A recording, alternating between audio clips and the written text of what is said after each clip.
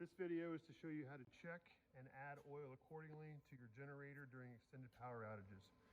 This is a Kohler 20 kW RCA.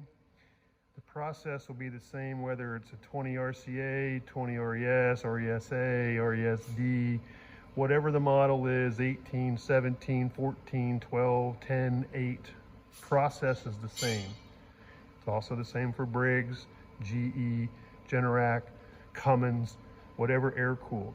The steps will be the same. The process will be the same. It just may be in a little bit of different area for you.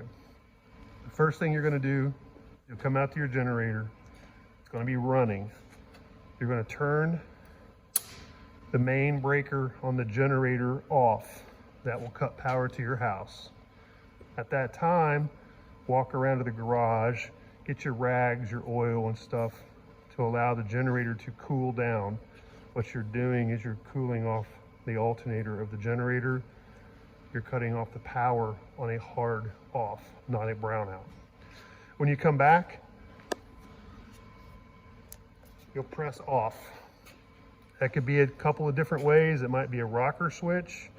It might be an on-off button. It might be something else. This is the Kohler controller, but you're going to press off. That will stop the generator. This generator isn't running because we're doing this video. Once it's off, you will wait a couple of minutes and let the oil drain back into the oil sump of the engine. Then you will check your oil. And to do that, there's a dipstick. You'll pull the dipstick out. And you can see it. This is brand new engine, so it's very clear, but you see the hash marks on the dipstick.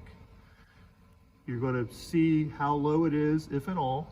You will add accordingly.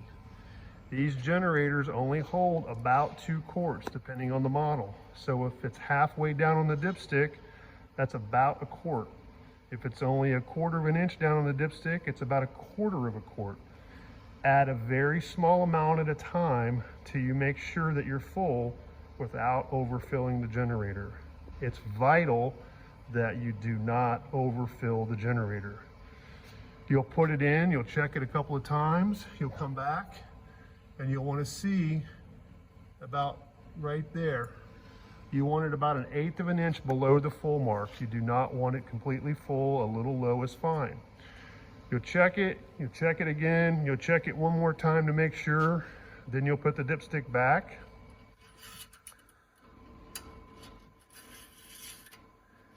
Now, I've only got 2 hands and I got a helper, but you're going to add the oil if needed here on the valve cover.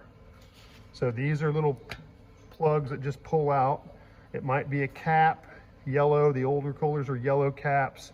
It might be this plug. It might be a black cap, but on the valve cover, no matter what engine, is going to be some sort of cap plug to put the oil in. Make sure you use a funnel. It looks like you can hit that hole. You can't. It's going to spill down the front of the engine. It's going to smoke. It's going to do all kinds of things. It doesn't do well for engines. Use a funnel. Add the oil as necessary. Check with the dipstick. The dipstick might be yellow. It might be black. It might be a little orange one on the Generacs. It might be here. It might be here. It might be in the middle.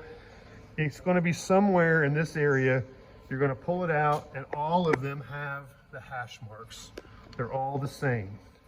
So once you've added the oil and you've confirmed that it's full or safely in the operating zone, you will then turn your generator back on, and you want to put it in the auto position. Do not put it in run, put it in auto. You press auto, it's going to start right back up because your power's still out. It's on, it's running. Then you turn your breaker back on. Now you have power back in your house. So turn the breaker off, let it cool down, check the oil more than once to make sure you're doing it correctly. Add oil as needed, check the oil again, turn the generator back on in auto, turn the main breaker on. Any questions? You just give us a call. Thank you.